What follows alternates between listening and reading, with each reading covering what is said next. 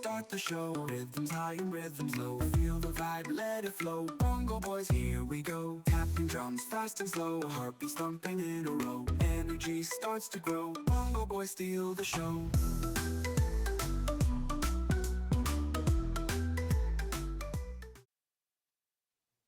Hi, I'm Sandman with my co-host Josh, and this is the Bongo Boys podcast, episode number 1. How you doing, Josh? I'm doing all right. How about yourself? Not too bad. I'm still alive. That's always good. What have you been up to? Well, just hanging out with my girlfriend's family, and we played some pickleball today on the Texas courts. Because if you didn't know, we're in Texas, or at least I am in Texas, and I got to play in a Texas court. You know, we don't want any other state court on here, but Is that something different? I don't understand. Or is it just because it's in Texas? It's got a big old Texas flag on it, and you can play on it.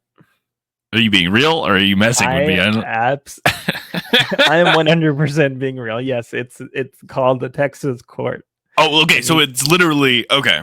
Yeah. It's there are other normal courts, and then there's Texas court, because Texas, we're special down here. We got our own courts. Yeah, no, I haven't forgotten that. I'll tell you what.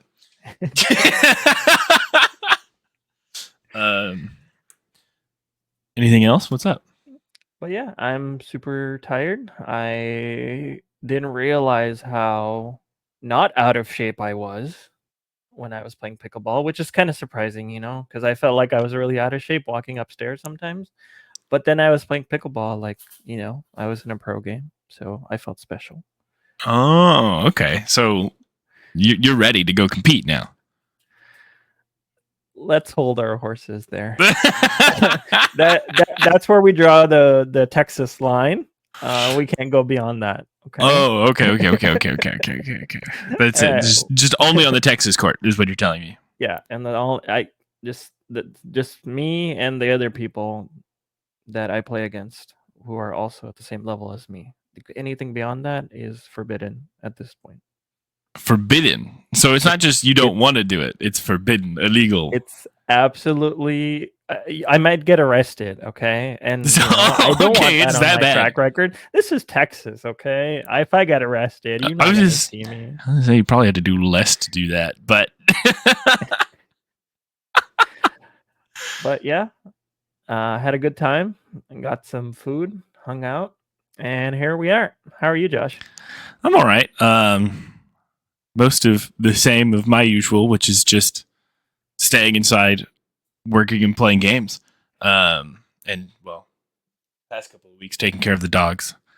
And then in fact, last night, probably the most interesting thing of note is I played a session of Unbounded, which I would say for those who don't know, but there is not really anybody who knows, because it's me playtesting my sister's boyfriend's TTRPG. He's making his own. And it is a pretty drastically different system. I mean, with the same understandings as D&D, but it functions pretty differently. You basically don't use a D20 at all, which is fun. And one of the primary dice you're rolling is actually the D100. So I went and bought a D100 for that. That's a lot more than 20. Yeah, it's almost 5 times more, you might say. Yeah. I'm no math expert, but that seems a lot more than 20. Yeah. And the way the system is built is intended to be a lot more around being freeform, hence the name Unbounded. Mm-hmm. And he's created an absurd number of what are in the game called lineages, which are your races, essentially. Okay. Ranging from who I played in the first playtest, which was a shrimp person, to elves and tieflings equivalents, as well as orcs. You've got pretty much every animal under the sun has some kind of human variant of it. Well, can we just go back to the shrimp person? I mean, I played a little bit of D&D, and this is a little bit different than D&D. What exactly is a shrimp person. Yeah, so essentially all of the lineages in the game, to just kind of briefly go over this part first, are anthropomorphic to some extent. You can be mostly human looking and then with a little bit of whatever animal, whatever you are, or you can go all out, which is what I did with my shrimp. He's basically just a big shrimp with 2 legs and then hands. Okay. And specifically, he was a mantis shrimp because my bit for this character was that he was punch build. Punch build. He just punches the crap out of people. And so I just went, you have, I think there's like somewhere between 8 or 10 ability trees. I think it's 8. I think it's something along that. And then within each ability tree, you have a lot more variation in how you build your character, and you can essentially jump into any ability tree at any time as long as you start from the beginning of one of the base trees. And so he was mostly just a warrior, and his story was he came from a cult off an island, off of what was essentially a larger island where all of the demons reside. Okay. And his cult every year would send 1 to 3 pilgrims to go sacrifice themselves into a volcano to stop what was called the roiling. Which essentially, roiling? Yeah, the coast off of their island would start boiling. And they'd have to go deep underwater to avoid it, essentially. And so he was that year's chosen pilgrim to go throw himself into a volcano. Which was great. That was a short form campaign, so that's finished. For anyone concerned, he was convinced not to throw himself into a volcano. Okay, so he wasn't one of the pilgrims that ended up not living. Correct, because he found enough information along the way to realize that actually didn't accomplish anything. Did he punch the volcano? No, so he actually never made it to the volcano. He got to the city right outside the volcano. However, he did punch a lot of jaws off. He started collecting those. Just random jaws in a jar. Just no, not even. He would string them onto the back of his backpack like a charm, almost.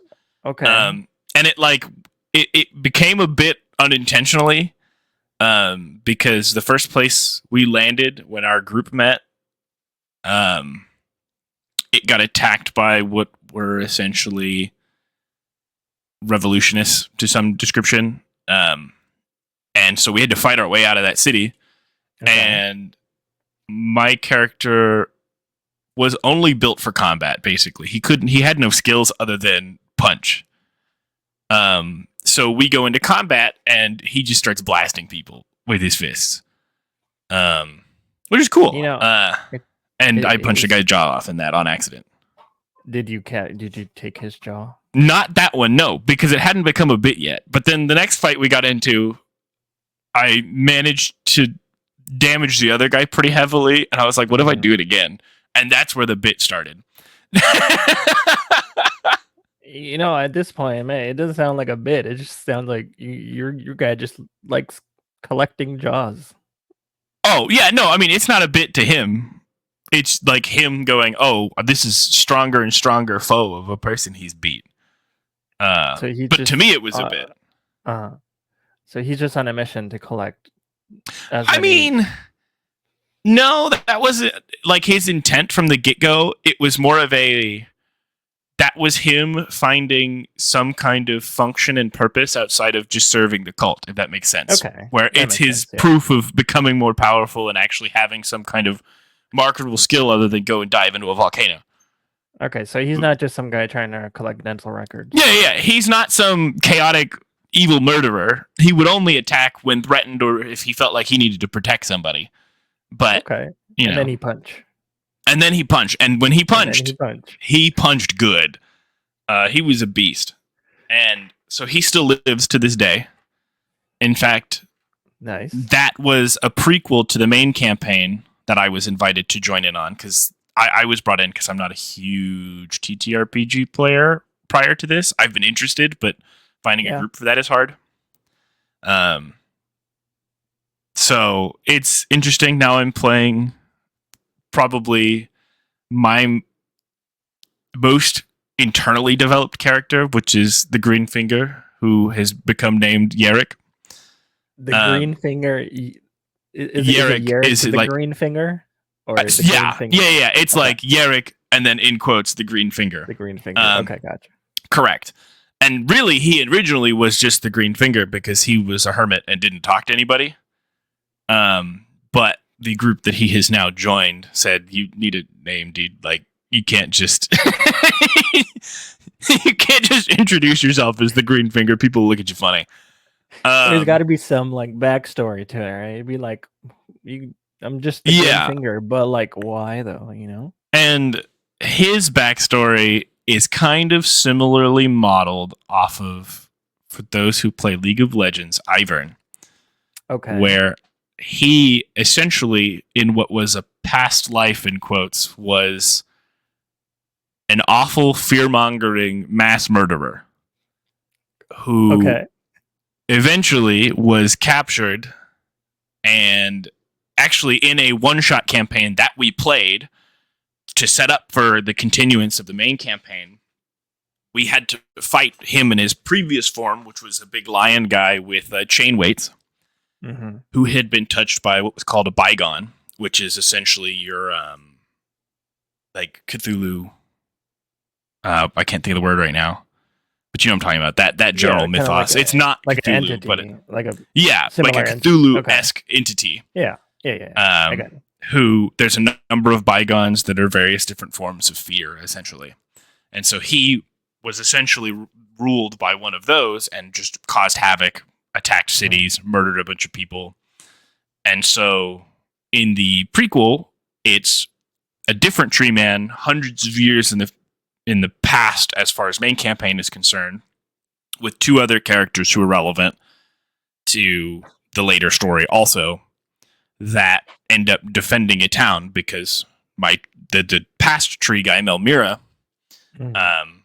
worked with the Guardians of the Lands, essentially, and came out and knew this guy was coming with what were called bands of restraint, which he then fastens to the guy once we beat him, and tosses him off a cliff into the jungle. Oh my god. Okay. Where he falls, and then eventually a tree grows. And by eventually, actually, I think it was almost instantly a tree began growing because it was magical. And then hundreds of years later, Yerrick emerges from the tree, essentially. The unfortunate thing is this magic has not worked properly. So, depending on certain scenarios, the previous guy can wake up and take control of Yerrick for a short period of time. So, it has happened once so far where we were in a fight and I did too much damage to a guy, and that's one of the triggers. And so I did enough damage to where all of a sudden this guy attempted to take over Yerrick. And who attempted to take over Yerrick. And I think we matched level of success. And so he didn't get as many action points as he would have if he fully won over, but he was able to get a swing in at somebody who just barely dodged. However, that takeover happened to coincide with a fog rolling through, like completely unintentionally. Mechanically, it just happened in the fight that a fog came rolling in. So we're fighting a bunch of raptors, basically, if I remember correctly, like dinosaur raptors. Yeah, and in the jungle that we're in, an occasional fog comes rolling through. We're fighting. It's Yerrick, Eid, and Viri, which Eid and Viri are the other two players. Eid is a human kind of rogue-esque character. I don't know the exact build because I don't want to read into other people's bits. Yeah, it's more fun to just see what they do. Of course. And then Viri is a Fey blood with blood magic and various other types of support abilities. And they happen to just stumble upon me looking for a specific flower, and that's how we meet. And we get ambushed by raptors. And as we're fighting the raptors, I hit one of them and do a bit too much damage to where that triggers my negative perk, essentially. Where I then have to roll a resist mind control, basically.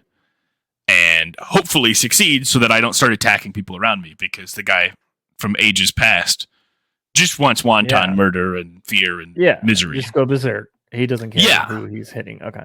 And so we're fighting. I hit one of them a little bit too hard, right as literally that turn, a fog had just rolled in. And so my next turn, while the fog is still there, they just hear a completely different voice come out of Yarrick, because Yarrick, being a big tree man, is like a, yes, hello, this slow kind of talking. Yeah. Whereas the past is this deep southern drawl. Oh, okay. All right, we're back in the Texas court. All right. Kind of, yeah, because the area outside of this jungle is all desert. Okay. Whereas the jungle, the Rolling Gorge, is this small area. It's not actually small, but small relative area where all of this plant life and where you can find what are essentially dinosaurs and other things only there. So they hear that voice come out of the mist that they can't see through, and then an attack comes flying out from it at Eid. And he dodges it just barely, hears the voice, and he turns around. He's like, Green Finger, you okay? And immediately after, and Yarrick doesn't have any memory of this. He does not remember when he's mind controlled. Okay. So his response is just like, yeah, basically. He asks if he's okay. Just, yes, of course. I'm totally fine. You know what I mean? And confused. He doesn't understand why he's being asked, because he's just in the mist. You know what I mean? And so that's fun. Thank you for the concern, but I don't know what you're talking about. Exactly. And my build for this character is he is a friend of the forest, essentially. So the tree that I went down gives him the ability to have buddies. So almost like, if you think about in game term, like video game terms, like a beast trainer, beast master type character. Okay, gotcha. Where he has little buddies that he has fight with him and for him. Yeah.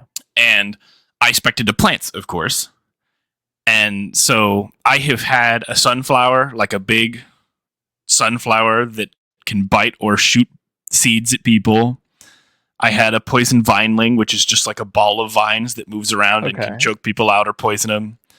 And then I had a helicopter bladelet. You know the seeds that launch themselves into the air and then float away? Yeah. That is another one of the plants that he created.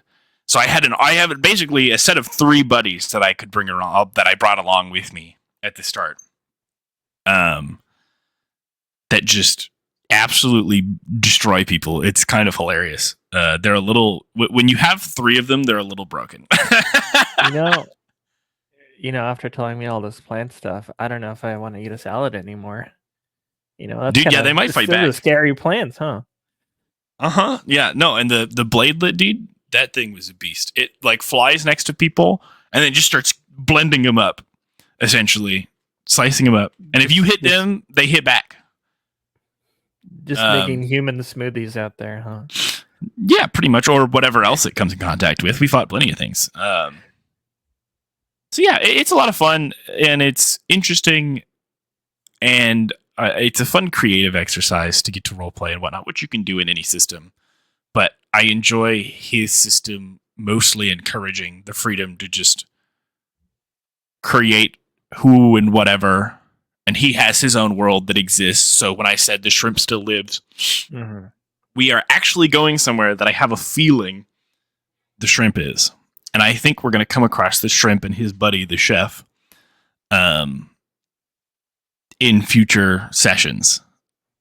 Long in the future, because we actually just went to the Feywild, which is essentially a different dimension where the fairies are. And Gotcha. It's fairies, there's the fungal creatures, and then something else is there also, and I cannot remember what it is.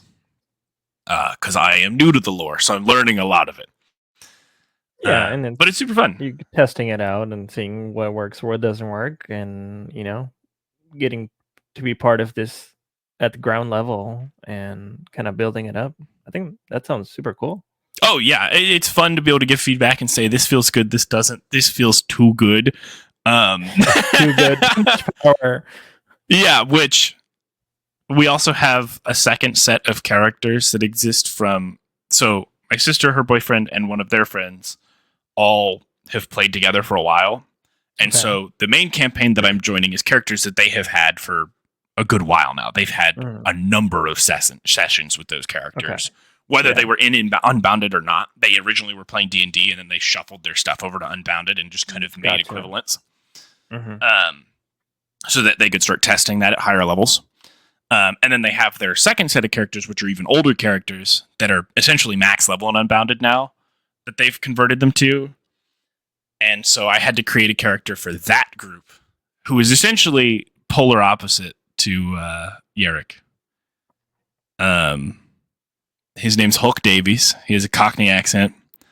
And he is, if you took an angrier version of both Spider-Man and Green Arrow and combined them.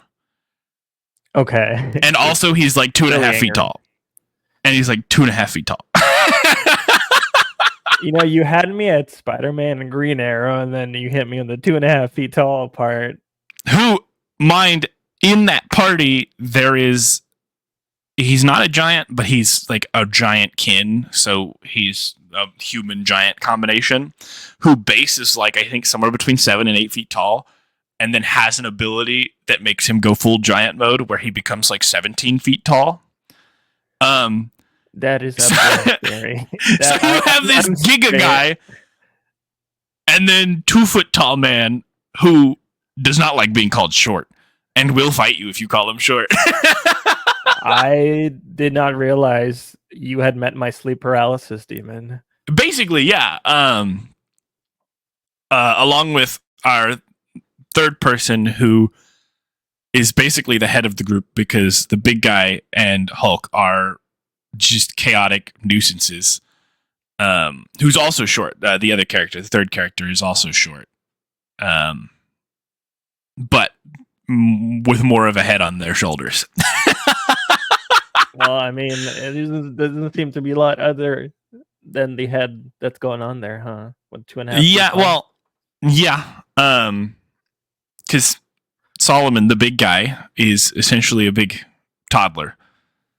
As far as how he interacts with the world.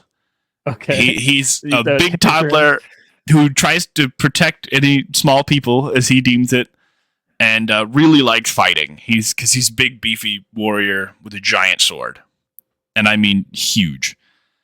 And then Hulk Davies, who is just another chaotic individual in different ways, in that he's always trying to scrap, cause a problem, and he is an arcane archer. So the reason Green Arrow is involved is because he gets to fire a bunch of different funny arrows, basically. What kind of arrows? So my favorite, and this is where beyond personality, where the Spider-Man part comes in, he has a tethering shot that he can fire and grab onto and swing around. Okay. He has a ricochet arrow, which I used in the session before last. We had to fight a big undead horde. And I mean, literally could just tear through because that gets 3 bounces a piece, and I could attack 3 or 4 times a turn. So I used a couple charges of my arcane arrows, and I took out like 10 guys. Or 9 or 10 guys, because it's just bouncing between all of them and doing a bunch of damage. He's got ones that knock people down, ones that disarm them, all kinds of stuff. And I haven't used all of them yet because I've only played him in one session so far. Right, yeah. And but he has he's a not bunch of... Yes. On top of the type of halfling that he is, he basically doesn't take fall damage. Okay. So the It's bit... like a cat. Yes, he doesn't take fall damage, and he does more damage the higher up he is over his opponents, maxing out at like 100 feet. So if he's 100 feet up, he's doing an extra 10 damage per hit, basically, on the first hit. Okay. And so him and Solomon have come up with a move where if there's ever a tall anything nearby, like a cliff face or whatever, Solomon, when he's in big mode, can literally throw him 100 feet up in the air. So they just fastball special him up to the top of a cliff face, and then he can just start pelting people down. And then when he wants to come down, he doesn't do anything fancy. He just hops down, and he doesn't care because he just lands on his 2 feet and takes like 2 damage and walks away. You know, if I saw him up in the air, just destroying everybody around me, if I was undead, I wish I would be dead at that point. Oh yeah, no, they were very dead. It was for between. So, and those 3 characters are essentially max level, and they actually met our main campaign characters who are not max level. They're level 12, 13, and max level is kind of essentially 20, but the actual level stops at 15, and then you get prestige levels after that. Yeah. And so basically we go through and meet them, and they're way more powerful than our main campaign characters and are just doing some ridiculous stuff. But it's a lot of fun, basically. There's a lot that could be gone into, but then I'm just going to be describing every little detail and goofy interaction. Yeah. No, I totally get it. That sounds super cool and awesome that, you know, you got to be part of it. And, you know, hopefully we hear more about it in the future and how your sessions go between the shrimp guy, the green finger, and the 2 small big giants. Oh yeah, there'll be more, I'm sure. We just entered the Feywilds, and that's going to be an experience, especially for Yarrick, who never left his home in the jungle. So all of this is new to him. He knows of things because he's read plenty of books. Yeah, but he's like he hasn't experienced 100 years past. Yeah, he's been around for a long while, but he doesn't have any memories from his prior self, or at least not mostly. His nightmares every so often. But other than that, he doesn't remember anything. All he knows is he woke up in a tree and was like, well, time to start planting and reading and just kind of hanging out. Yeah, just be a friend of the forest, like you said. Yeah, and so we played that till like 1 a.m, and then I went to bed, and then woke up at 8 a.m. to watch Worlds, because God forbid I actually sleep.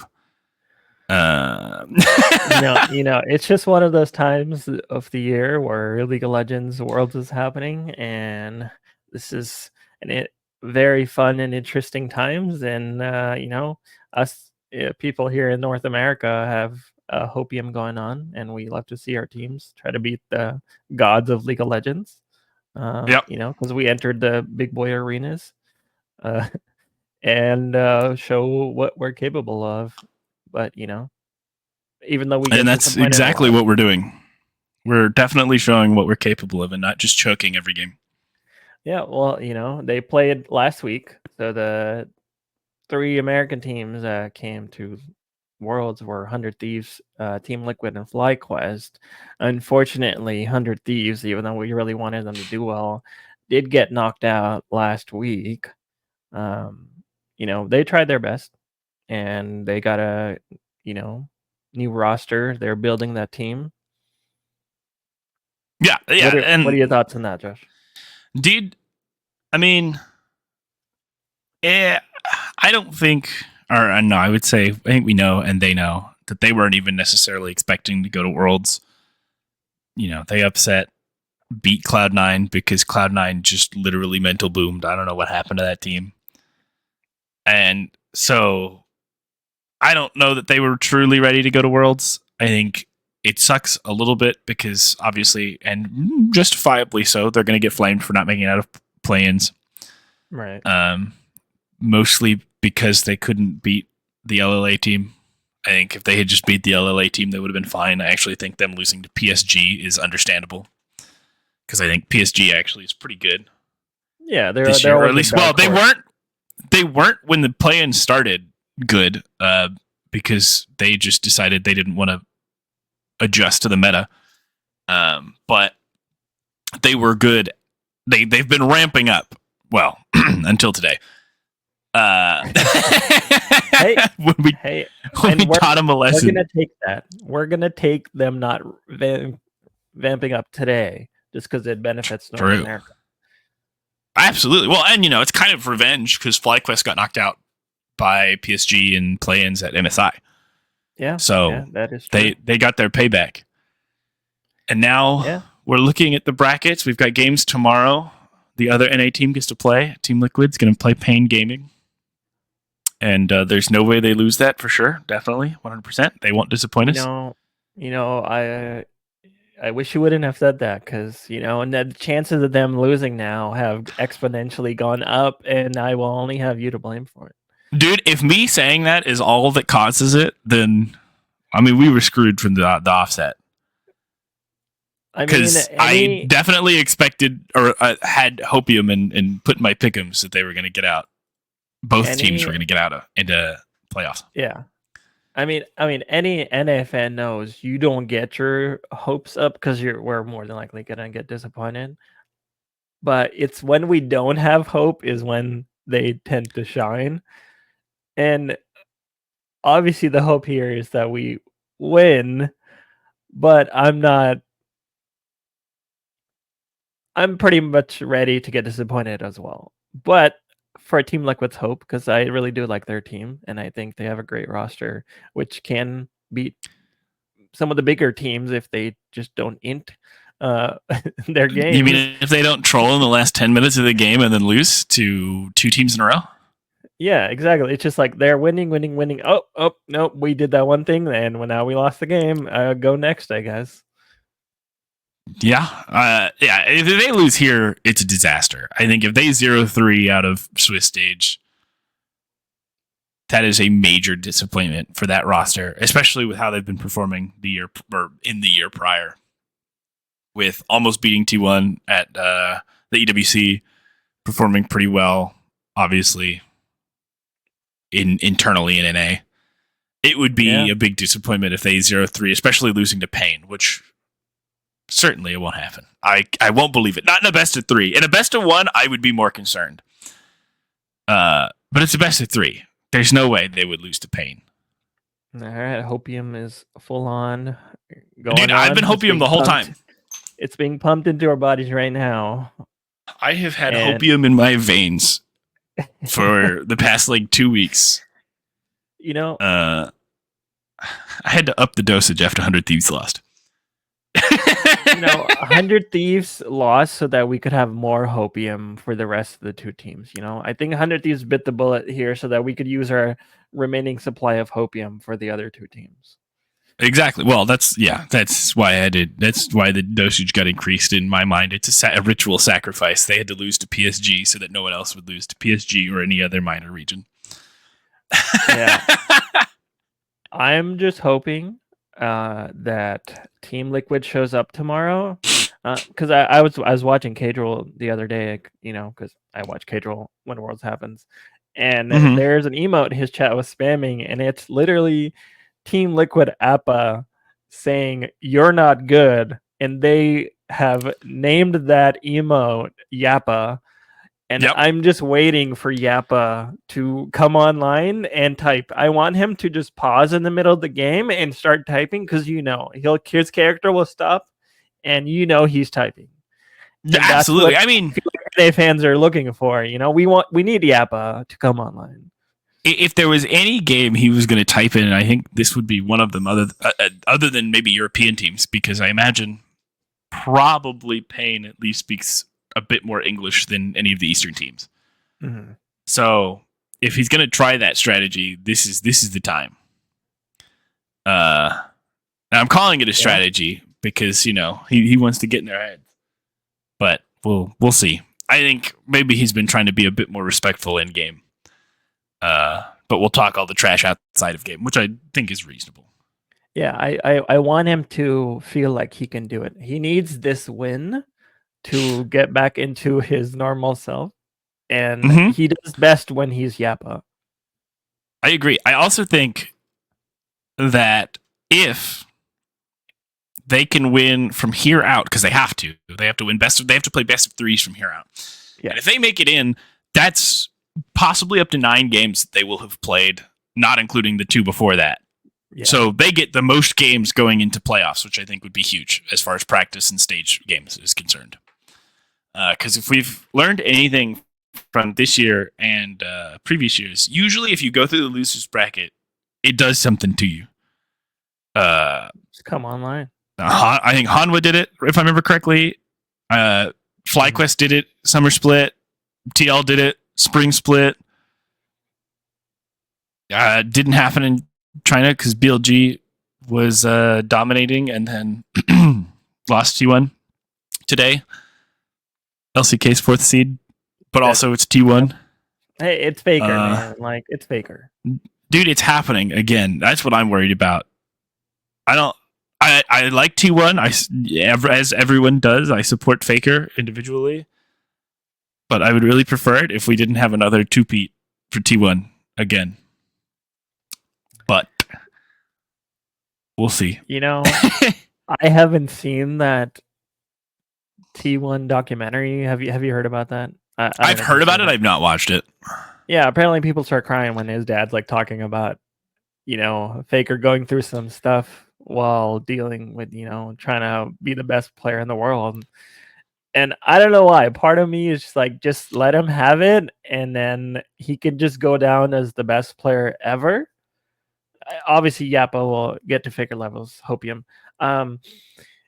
And he just gets this win and, you know, retires and is just the old man Faker. And people are like, yeah, back in my day, Faker was the GOAT of League of Legends, which he still is right now.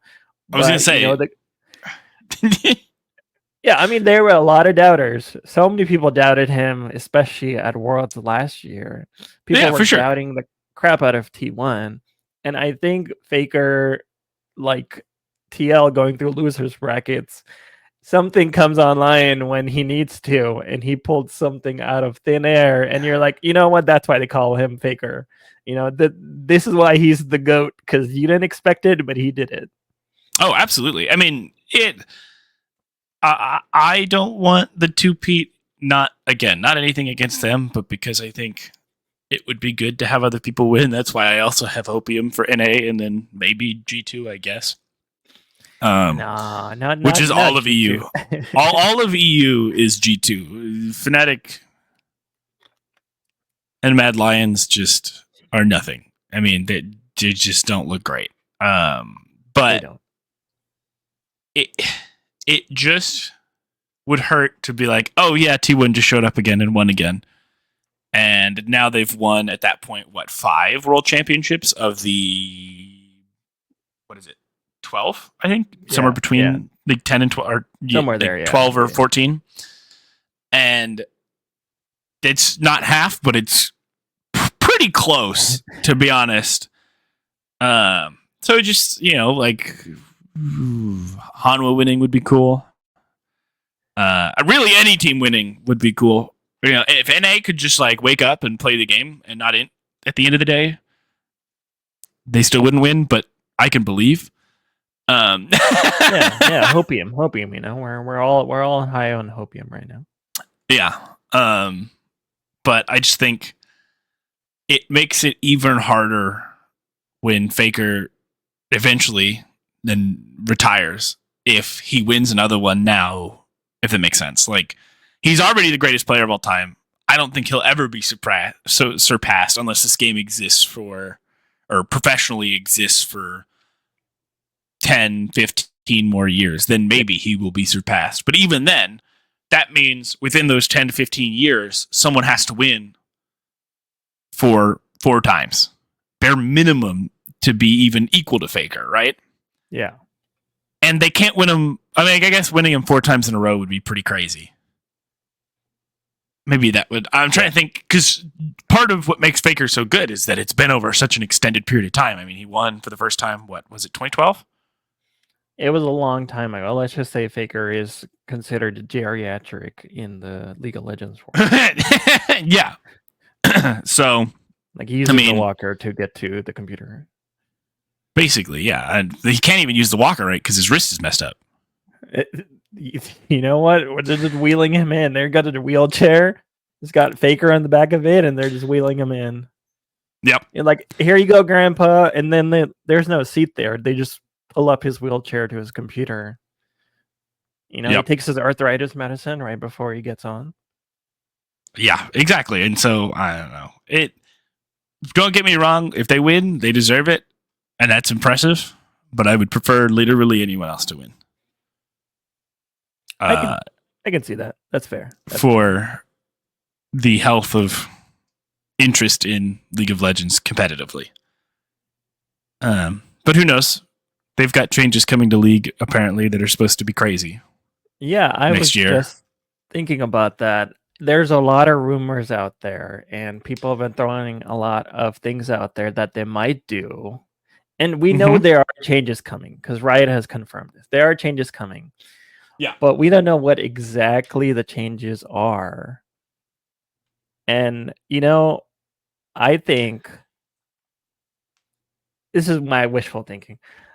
Okay. I would love to have more lanes and have more 1v1s. And so people just match up and then they can kind of bleed over into other lanes. That would be a crazy big change to League of Legends and would totally change the dynamic of the game, I think. But, I don't know if that's going to happen. That's kind of wishful thinking, like I said before. What do you think? Or what do you think would benefit the game in the future? Because they need to future-proof it. There are more people, there are different generations on the game now. I mean, I don't know. Is the honest answer. I don't know what the reasonable decision is. I know I've definitely seen the same thing about adding lanes and whatnot. And I'm okay with that, maybe. And by adding lanes, if they add one more, I'm okay with that. If they add any more than one lane, it's a disaster. Like, I think that makes the game a mess. I think any more than 4 is ridiculous. So 4 lanes plus a jungler is okay. I think that's reasonable. But it also could end up where there's not a jungler, or depending on what changes they make. It's so weird because we just don't know what direction they're trying to take. So all we've heard is from people who seem to have had information on it, say that they think League of Legends is back in 2025. And we don't know what that means. We don't know what they're changing to cause that. And I'm very curious to see it. I don't know what the answer is. I'm not a game developer. I play games, but I am not minded in this. I don't have the mind for that to come up with what the actual solution is. I don't know that adding lanes is the actual solution. It might be. I don't know. But yeah, I think definitely they've got to change something because there's been a bit of, I don't know. It's just not felt as good. Yeah. Sort of. Yeah. It's kind of just there. It's nothing new. But I mean, even if they didn't do the 4 lanes thing, if they just changed the map in a drastic way, I think, that would bring some freshness to the game and definitely might draw more people because a lot of people are going to get on, right? When Arcane comes out soon. Oh, absolutely. In like a so month, many right? people are going to get on. Yeah, it's going to be in, I think, almost exactly a month, or I might be wrong about that, but pretty soon. And all those people are going to well, I want to play League of Legends now. And hopefully when they get on, the changes, are coming online and they get to play the new version of League 2.0. We'll see. I don't think they're actually coming out until next year. Okay, so I don't know that. Kind of build up. Now, I will say we might be learning about them because I think Arcane starts in November. Mm-hmm. So we will probably be learning about the changes in November, I suspect. If I was to guess, I don't know, but if I was to guess, we'll probably start learning preview. Mm-hmm. Or it might even in Worlds, like around finals or something. They might unveil or give a teaser for what changes they're going to do because I think they've done something like that before. But I mean, who knows? It'll be interesting. I'm curious to see what changes they make and if I am hopeful that it doesn't just implode the game.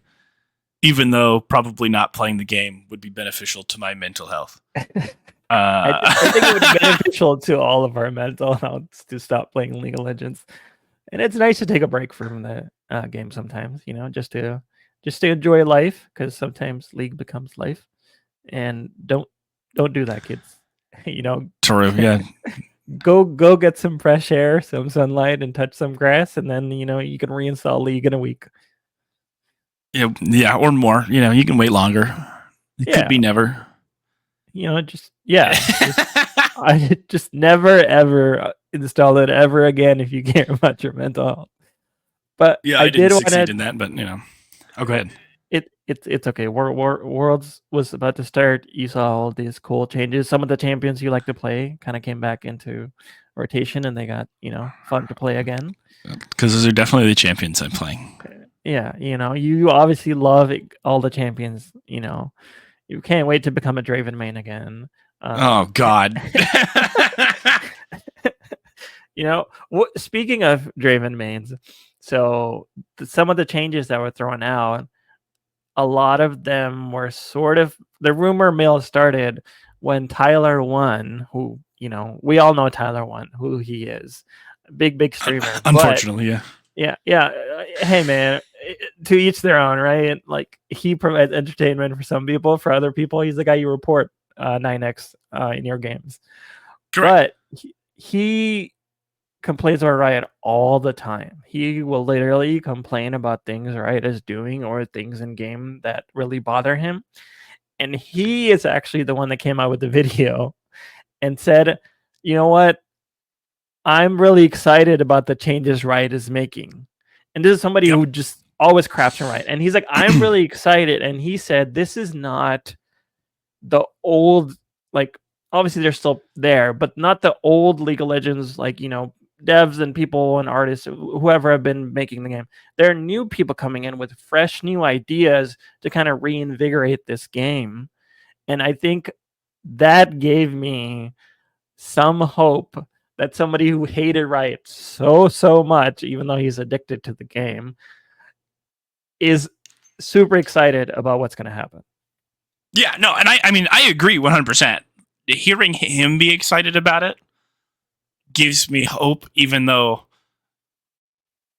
I prefer not to hear from him ever, personally, because I just think he's too much. But, like, that does mean something, because if he's willing to say, hey, this actually means something, and this is going to be a major difference, right?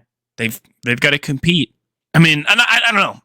It's weird saying League has to compete with, like, the game market, because I'm pretty sure they're still the largest out of any MOBAs. Far. But, Deadlock came out. It sounds like people are having a lot of fun with that. We'll see if that survives the alpha, beta phase as far as keeping player base is concerned. I mean, we've played a bit of it, but we play it maybe once a week, and then we go back to playing League of Legends again. Yeah. Because we're at kids. Yeah. Uninstall League, right?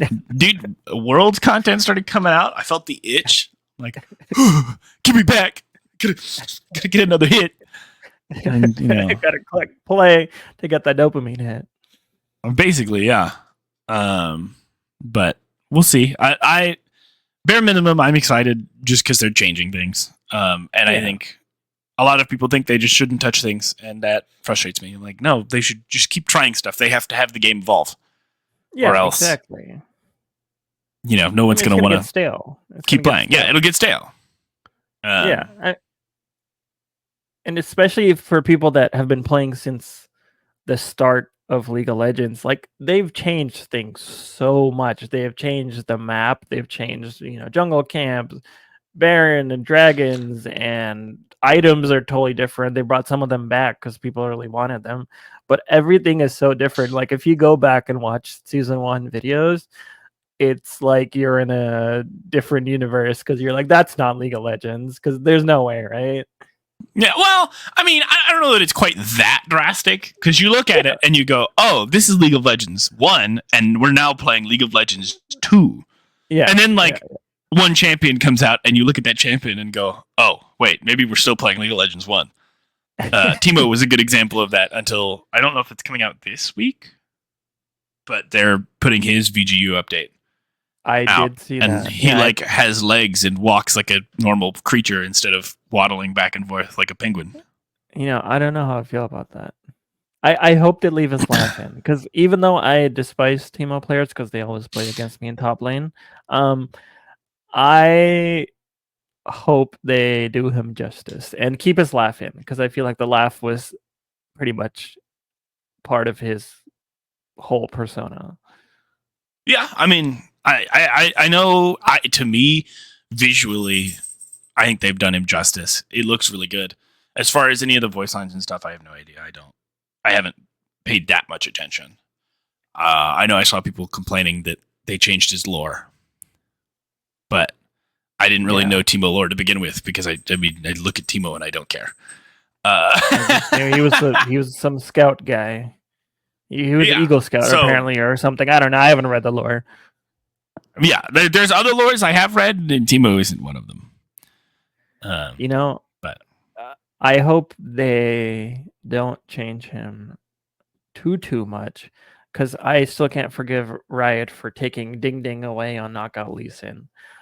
That Ding Ding brought so much joy to everyone around the world, but there's no Ding Ding, and there's only sadness now when you press if the not B around the world, bare minimum our friend group. I don't think I've ever seen people so depressed after they took the Ding Ding away. I didn't even know. You we recently told you about it, that they took the Ding Ding away. Because I don't play Lee Sin very often. It's one of the most disappointing news to come out of League of Legends, even though they brought back the honor system and you can honor enemies, which I think is a fair and cool thing to bring back. But taking Ding Ding away, I don't think I could forgive Riot ever for that. I mean, yeah, I don't know if I'm going to commit that hard with you. I think you can it's because walk out on that. You don't play the Ding Ding. You weren't. I play him occasionally. I used to play him a lot. Yeah, but then you didn't Ding Ding like I Ding Ding, But then you.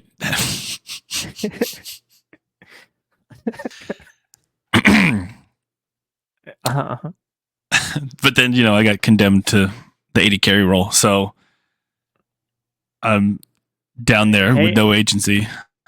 If you really want to bring that back, Lee Sin and Tarek bot lane apparently is a thing now. Yeah, but I would not be the one playing Lee Sin in that bot lane. That's true. You would be one playing Tarek, and you love. Correct. Tarek. Yeah, I would be the Tarek. Yeah, I would. No, that's true. Yeah, but well, I guess we'll find out what kind of changes we're making, because you throw out that Gallia top is obviously, as we saw in the game earlier, if you caught today the G2 game. Yeah, G2 versus Weibo, Gallia top was disgusting. Not that just because Broken Blade was playing it, it was actually kind of disgusting because they could not kill the man, and it took them ages just to try to kill him, and then he would one-shot everybody, even though he was taken. Yeah, I mean, which by the end of it, he definitely wasn't one-shotting people, but he was able to pull so many people off, and it turns out if you pick the Magic Resist champion into a Magic champion, when he just got buffed to be more of the magic resist than damage, you kind of win. It's weird how that works. Huh? Yeah, it's like, who would have guessed? I mean, given it wasn't to post nerf Rumble. I'm sure Rumble a patch ago as of the world patch, not a patch ago as of our patch. Mm-hmm. Yeah, probably still would have absolutely destroyed him because that Rumble was giga broken. But yeah, it's one of those things where I'm curious to see if Galio gets picked a little bit more into stuff like the Aurora or other AP top laners minus probably Gwyn. I'm sure you don't want to play Galio into Gwyn. Yeah. I don't know. I don't play top lane, but I imagine you don't want to play Galio into Gwyn. Probably not. Because her true damage I don't think just cut through. Yeah, I was gonna say I don't think you want to play any tank into Gwyn. Although I don't know. I don't play that role. But it makes me a little sad just because I remember the mid lane Galio just being a menace. I remember Galio when he was this disgusting looking gargoyle on top of some cathedral, and you could send wind out from your Mhm. Q, and you get movement speed buff, and then you just flash ulti everybody, and then they get stuck in this doom, the dome of death, and they just die. Yeah, I remember. That was your. You were like a one trick, Yeah, basically. and then You just only played the when Galio. they changed my guy, and not that I don't like this Galio. I think it's Well, pretty but you cool what don't they though. did with him. He's not the same, like he's not. Yeah. This is the same as taking Ding Ding away. Okay, this is the same level of frustration for me.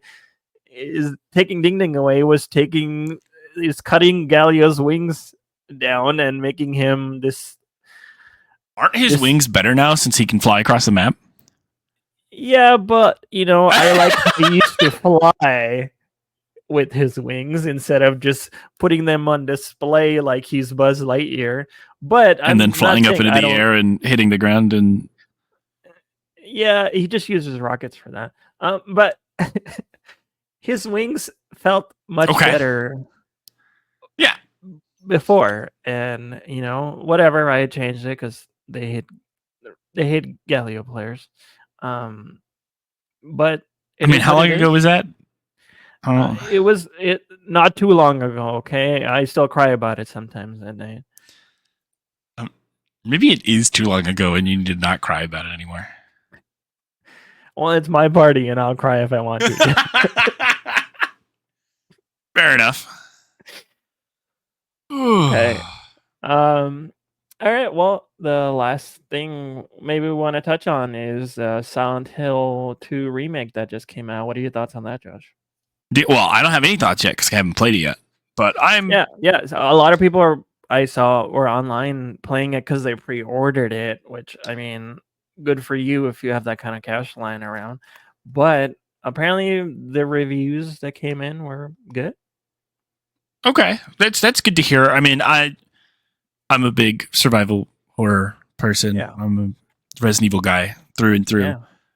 Yeah. Silent Hill, Dead Space, all of the above. Yeah. Fatal Frame, even. I am very curious to see if it comes out and is of similar quality because this absolutely got spurred by Resident Evil doing this. I think. Mm-hmm. Yeah, for sure. So I'm curious to see what comes out of it and if it ends up being really solid and if it's one of those they literally just put the game in new graphics or if they do more of what Resident Evil was doing, which is kind of reworking the game itself. Yeah. We'll see. I'll be finding out in 2 days. Pyramid Head, we can all look forward to him. Yeah, look forward to is one way you could put that. Well, you can look at him too. Just don't look at him for too long. Yeah, that's my concern. I'm sure he'll be a menace, as he should be, of course. Yeah, he's Pyramid Head. He's got a pyramid on his head. What else can you expect from him? I mean, normally if someone had a pyramid on their head with no visible eyes, I would think they'd just be walking into walls. But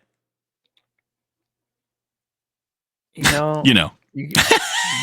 got a point there, but he's got the pyramid on his head, and apparently he knows exactly where we are. And he loves shopping around. He loves looking at mannequins. But try not to look at them too long because he will get upset. This is true. Yeah, it's a game mechanic. If you've never played Silent Hill, he doesn't like you watching whatever he does. We're not gonna say what he does, but if you're looking at him, he's gonna get mad because he is a very private person. He literally is wearing a pyramid head. He does not want you to see what he looks like. But if you're gonna be a weirdo and stare at him, he's gonna come and try to hunt you down. Yes, sir. But yeah, so we'll see. I'm excited for it tentatively. Yeah. I don't know if I truly believe, but I mean, we've had 2 other series come out with some good ones, so hopefully Silent Hill could be done some justice. especially since it should lead into they're making a properly new Silent Hill as well. Yeah. So hopefully it leads into that being good as well. And maybe we Yeah. can have more of a resurgence of survival horror, because then I'd be eating good. Yeah. And Josh should definitely be very happy playing all those games because he really liked some of the new Resident Evils that came out with the way they did it, and they did them justice because he's played all of them before, so he Yeah. knows what the OG Resident Evil fans liked and Yeah. loved. And They mostly did him justice. Maybe not 3 as well, but I still think 3 was solid. It's just we don't talk about it. And we definitely don't talk about Raccoon City, so well, yeah, and many descriptions of Raccoon City. Yeah, that's just one you can just forget about that it exists. It's kind of like some of the movies that come out, and you're just like, yeah, we don't talk about that because those don't exist. And It's this true. is just one of them. But a lot of games are coming out, a lot of cool games, and it's spooky season, so hopefully It is spooky season. a lot of these horror games are fun and exciting to play, so more people can get into them, and we have good games just to play and enjoy. And for those horror fans, it'll be an exciting month coming up. I agree. Yeah. But Well, yeah. We touched on a lot of topics there. It seems like a good conversation there about a variety of topics. But thank you for tuning in to our first podcast. We appreciate it. Stay tuned for our next episodes. Hopefully more and more, many to come. But we'll try to keep people updated with how those are coming along. Thank you for listening in. I am Sandman, your co-host, and this is... And I'm Jess. Yeah. Well, thank you for tuning into the Bongo Boys podcast number 1. We'll catch you on the next one. Thanks. Later. Later.